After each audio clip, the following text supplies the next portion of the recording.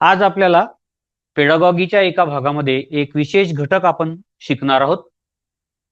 विशेष घटक असा आहे का विशेष गरजा असलेली बालके किंवा त्याला आपण चिल्ड्रेन विथ स्पेशल नीड्स असं आपण म्हणतो, त्याचा आपण अभ्यास करणार आहोत. तत्पूर्वी आपण मागच्या काही तासांमध्ये आपल्या शेड्यूल बद्दल आणि आपल्या अभ्यासाबद्दल चर्चा केली होती. मी परत एकदा सर्वांना आठवण करून देतो.